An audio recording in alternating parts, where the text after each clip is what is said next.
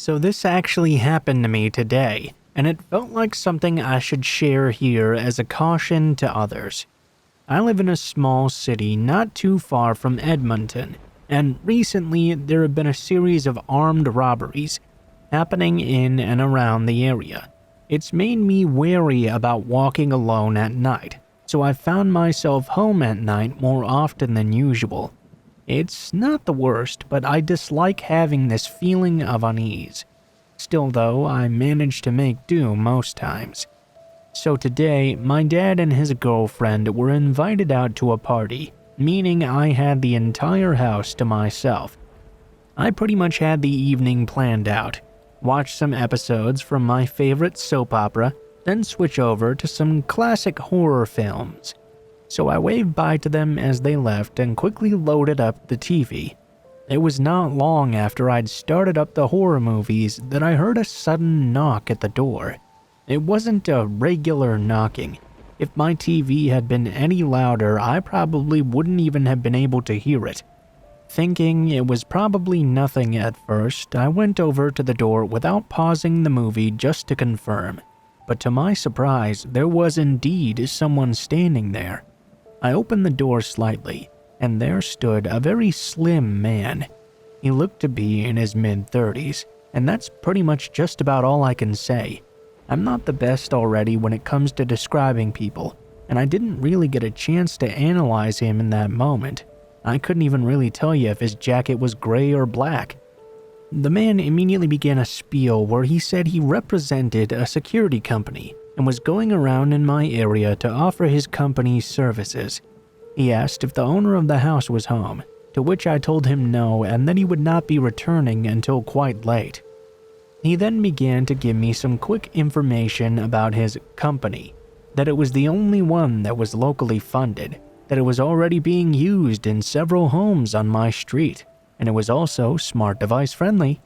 He even showed me this laminated piece of paper that displayed all the different devices that could work with the security system.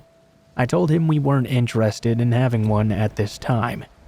He then proceeded to ask me if my family leaves the house usually for long trips, which would be a very great reason to get his security system. Looking back now, this was a huge red flag, but I answered honestly. The house was almost never empty, and we never really went on trips either. I also added that he could speak to my dad tomorrow if he was planning on coming back around. He told me though that his team would be leaving to another city tomorrow, thanked me for my time, and then left. I went back to my movie and pretty much forgot all about that visitor. The movie finished and I decided to check my Facebook to glance the buys and sells. Near the top of my feed was a shared post that caught my eye immediately. What I read next made me completely freeze up. It was from a woman who had apparently also talked to a representative from the exact security company I had been advertised. This guy had knocked on her door softly too, which immediately caught my attention. She noted how the guy never gave his name or business card, something I didn't even realize had happened until I thought back. Overall, she was very suspicious of the guy, so she asked he wait outside as she got some pen and paper to write down his phone number. But when she returned, he was gone. The next door neighbor told her they saw the man running down the road and into an alley. But the biggest fact this woman dropped? She contacted that security company to report the man. It does actually exist, but they told her they didn't send anyone out in this city door to door. This shared post was blowing up, and it seems it's occurred to a lot more people than just me. Some people even showed from their video of their security cameras these employees. There's definitely more than one person pretending to work for this company, one even being a woman, and a lot of strange activity being reported as well. One person going into the backyard without permission, another standing in front of the house like they're scoping it out. Knowing all of this now, it makes the entire encounter with that guy at my door terrifying. Was he scoping out my house too? Would he have tried something if I didn't answer? I also wonder, was he hesitant to try anything because I didn't pause my movie? For all he knew, I could have had a friend over watching with me. Luckily, nothing serious happened for the rest of the night. but I will be extremely cautious from now on. If there's one thing I would like to advise, be suspicious of anyone you don't know that comes to your house. Just because someone says they work for a company doesn't automatically make that true. You don't know who they are or what they might actually want from you.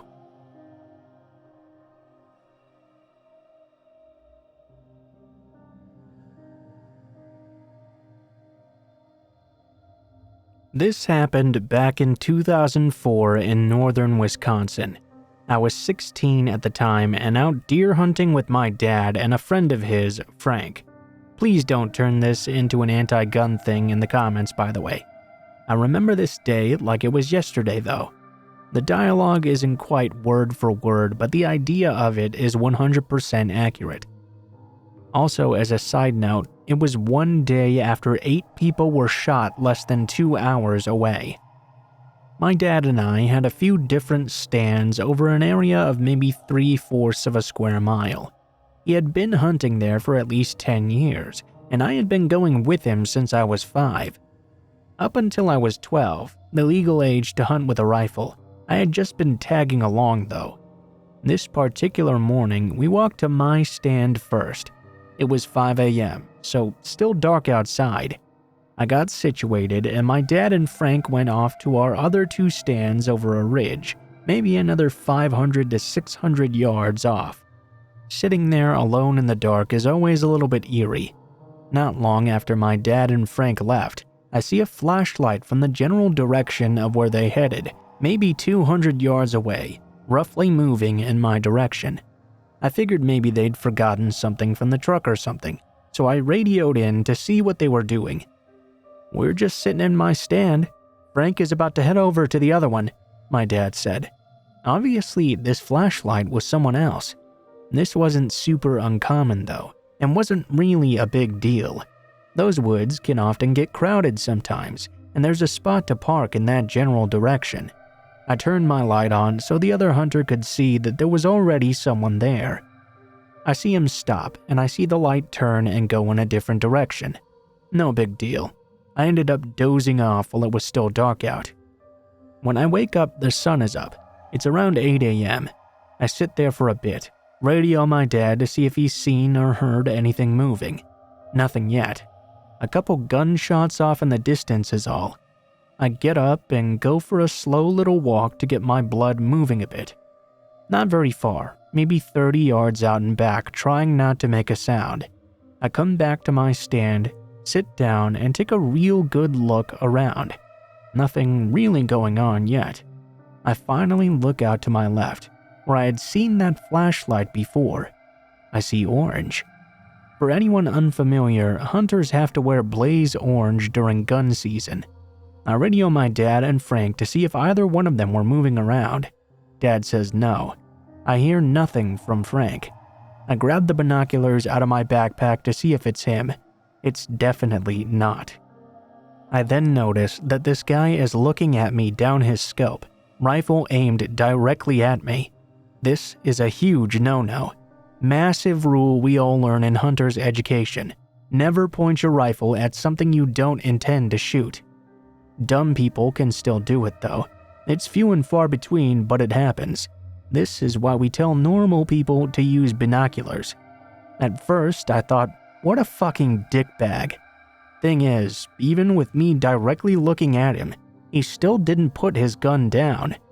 Now I was starting to panic. Was I going to be the next hunting murder victim? I slowly grab my rifle, get up, standing behind as many trees as I can, and walk down a little path to the side of my stand.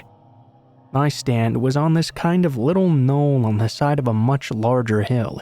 I radioed into my dad and told him what was up. He told me to sit tight and stay out of sight. Obviously, as a 16-year-old, I couldn't quite do that, and just had to keep looking. Every time I peeked out, the guy was still aiming his gun in my direction, always standing in a different spot. I would look, go back to hiding, and look again, and he'd be 30 yards away and slightly hidden from where he was last time. About 10 minutes of this goes by, when my dad radios in. "How you doing, bud?" Looking back, he was very obviously trying to keep me calm. At the time, I thought he just wasn't taking me very seriously. He's still there, but he keeps moving around. I don't know what this guy's problem is. My dad told me to keep hidden and he'd figure everything out, that he would be coming up near him in a minute or two. That's when I hear the shot. I lost my shit trying to get a hold of my dad. Did he just get shot? Where the fuck is he? Did he have to shoot the guy? What's going on? I sat there for 2 to 3 minutes that felt almost like hours. All right, bud, you can come out and head toward my stand now. I peek up over the little knoll I was behind and see my dad waving along from the ridge the random guy had been on. I make the trek over to him to see what happened. It turns out Frank was feeling a little bit restless and took a little stroll. He'd ended up on the other side of that particular ridge the stranger was on, not knowing the guy was there. He had knocked his radio battery loose while he was getting situated earlier in the morning and had no idea anything was even going on. The shot I'd heard was actually Frank shooting a deer. But my dad said that as soon as Frank fired that shot, the guy walked off away from us toward the logging road and disappeared. We helped Frank out with his deer and decided to call it an early day after that. Although I was extremely nervous, the rest of the week went on with no further incidents.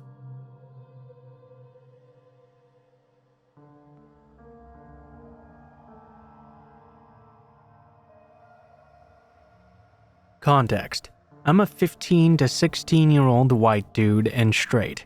The other guy in this is a 15 to 16-year-old Hispanic dude. Not too sure if he's straight or gay or bi or whatever. This story starts at the beginning of the school year, 2017 sophomore year. Gym class rolls in and a kid I know picks a locker really close to mine. I don't mind too much because I thought he was very chill. However, more and more I started to notice him peering at me while I was changing. Now, I know it's all fun and games to be bros and joke about our bodies and stuff, so I really didn't mind too much, until the peering became not only constant, but more and more obvious, to the point where he literally just watched me while he got dressed the whole time. I still hadn't taken any action, because I thought, well, maybe he's just socially awkward or something. I don't want to necessarily just frame him as a creep right away. So I go minding my own business and don't really do anything about it. The swim unit comes and now we start doing laps and stuff. However, I started to notice that he would diverge from the rest and always try to swim closer to me. When I would get into a conversation with him, he would just start acting normal again like nothing was wrong. But then he would get too close to me and start touching me with his leg under the water.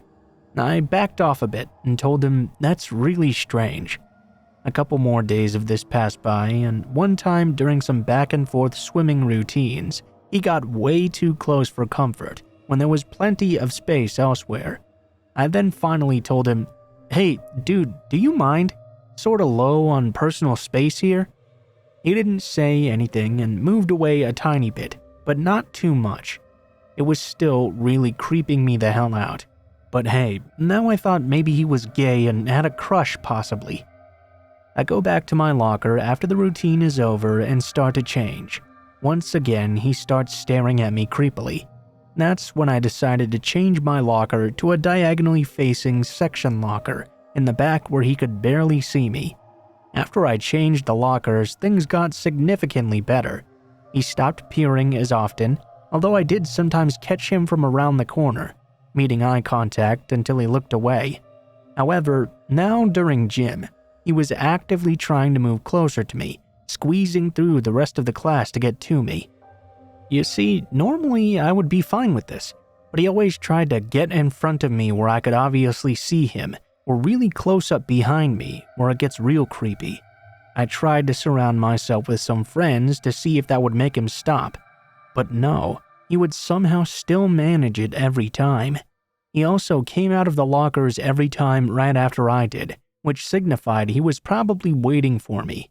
I decided to run another test to be sure he was not just trying to be friendly.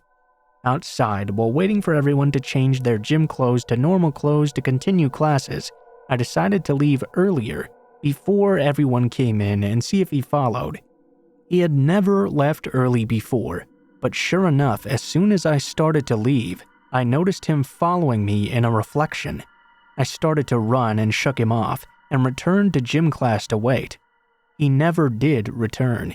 He definitely was following me because there's no way he would take those exact same turns and everything. Fast forward another couple days of me trying the exact same thing. I decide to do one more last test, and if this works, then he's definitely a creep. My plan was to change real fast and run into gym before anyone else, then climb all the way up the folded bleachers, basically having a bird's eye view of him coming through the entrance without him being able to see me. So I try out this plan. I get ready, change as fast as possible, sprint up the stairs, and climb those bleachers real high. Mind you, I'm scared of heights, but I really needed an answer. 5 seconds later, I don't even know how he possibly did it this fast. He sprinted through the door. He didn't see me right above him, and he said some words that made me fear. "Where the hell is he?" I shuddered and stayed quiet. He exited, but I got the feeling that I needed to wait. He decided to try another entrance.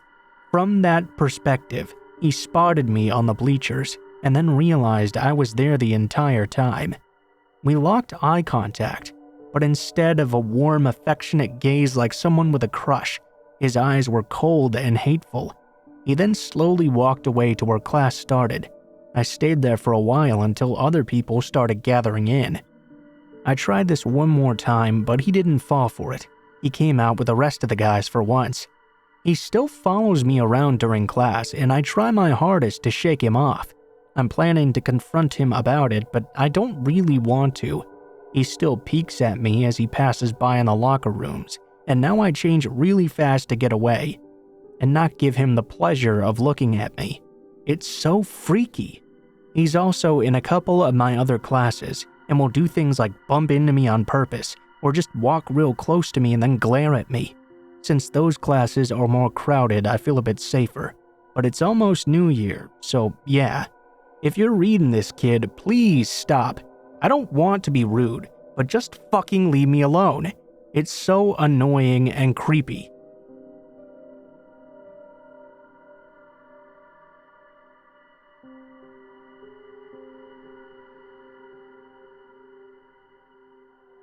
When I was 12 years old, my family and I lived in an old apartment complex. I say old because it's been standing for well over 50 years by the time we moved in. Some of the residents have even claimed to have lived there their entire lives. Anyway, one particular thing that stuck out to me was that there was a strict no pets policy. The landlord actually elaborated on this, stating that a copious number of pets seemed to go missing around the area, so now they restricted them in hopes that it would end the problem there. As a child, I kept pretty much to myself. As for my brothers, who are 2 to 3 years older than me, they spoke and played with every kid that lived in the apartments and surrounding areas. Every day after school, they'd beg our mother for some change so they could go visit the candy lady. She was a local resident in the apartments who held a mini-mart in her apartment.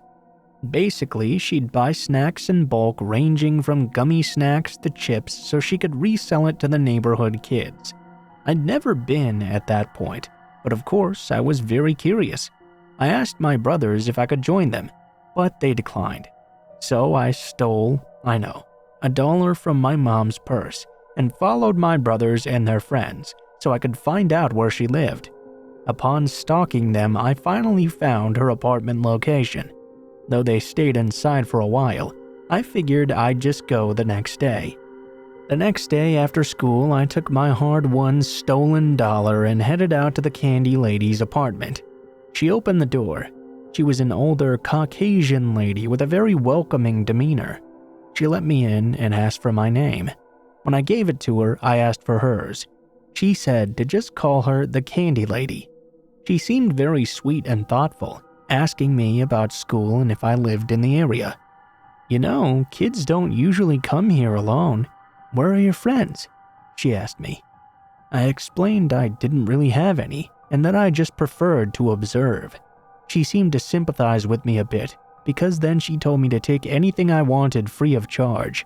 As a child, I indulged in taking as much as I could carry. While thanking her on my way out, she said to me, "Come back anytime, my friend." I felt pretty jolly at that point. 1, I got some free snacks, and 2, I'd made a new friend. When I got home, I hid all my snacks in my drawers, returned my mother's stolen dollar, and felt pretty great overall. That is, until I went back. I returned maybe 3 or 4 days after the first time. When I knocked, she answered the door very frantically. I kind of got scared, so I told her I could just come back later. After realizing it was me though, she told me no worries and insisted I come in. When I did, she asked if I'd come back for some more free snacks. I gleefully told her yes, but she said the first time was just a kind gesture. From now on though, I'd have to help her with a few things to earn my free snacks. I was used to working for things, so I agreed. It was simple enough. Just throw out the trash for her. I figured she was old and probably couldn't go outside much. The weird thing was, she had me take her garbage out to the dumpsters in the apartments next door. Fast forward to a month later, it had become our regular schedule. After school, I'd do my homework, then head over to her place to throw her garbage, as well as collect my earnings. It was all easy breezy for a while. That is, until one day, when she forgot to tie the trash bag all the way. I had walked all the way down to the dumpsters next door, but before I threw it in, I decided I'd tie it up for her first. It was loose, so I had to untie it to fix it all the way. Curious little old me couldn't help but look inside. There, I saw wadded up paper towels drenched in blood and hair. It was also more black plastic bags at the bottom. This freaked me out so much, I dropped the bag right then and there and booked it home.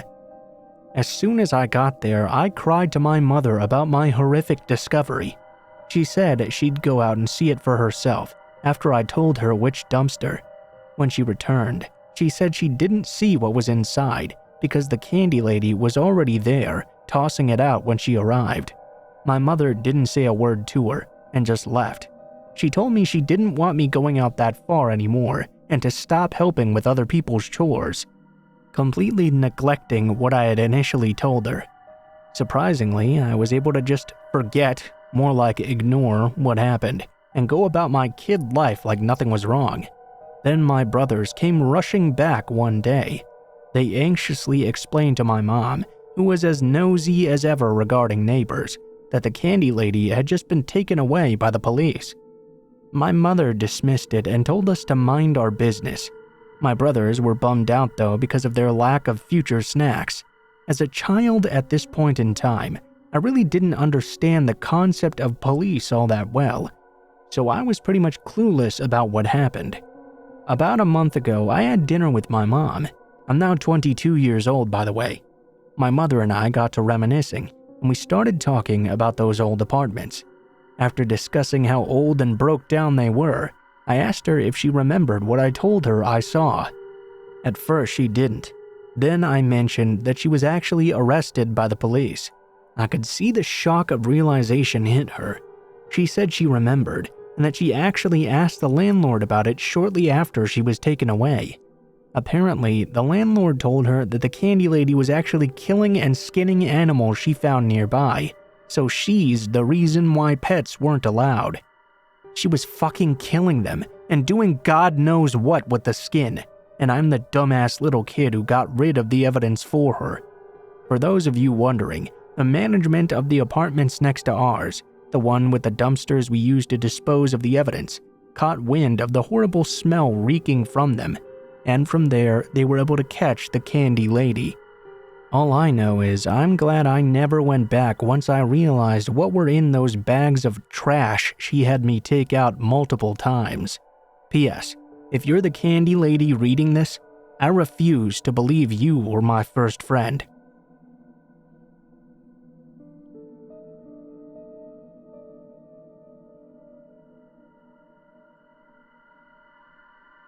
This happened about a year ago.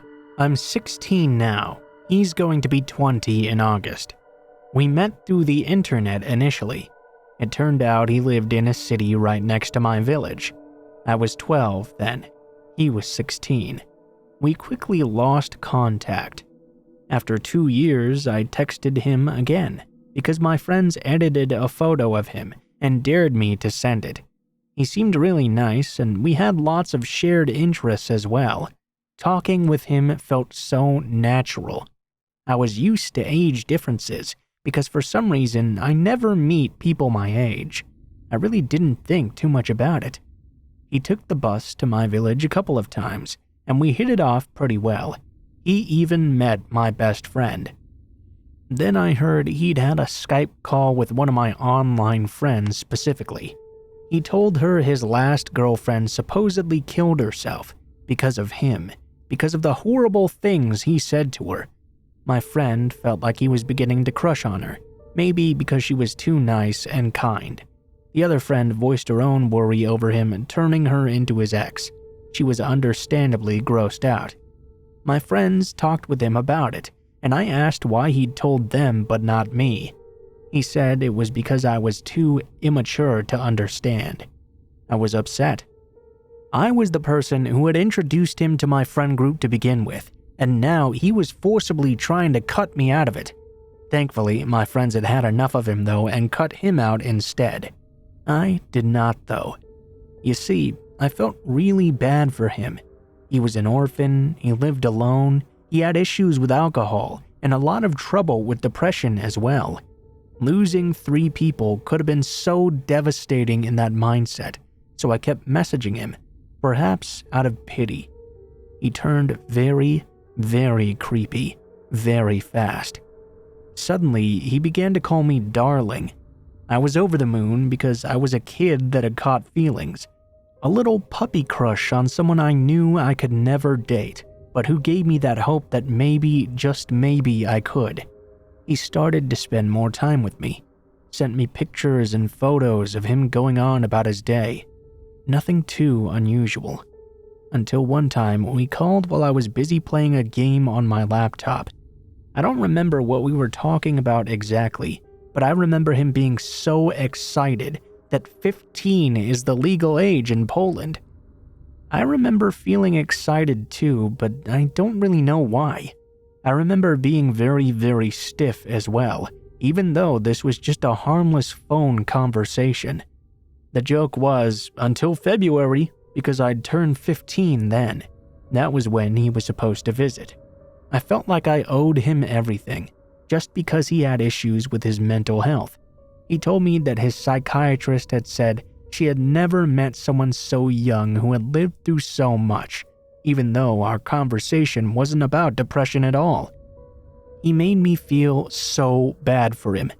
That's why I never said anything about the things he did that creeped me out or made me feel unsafe. I was afraid he'd feel worse and do something horrible to himself or others.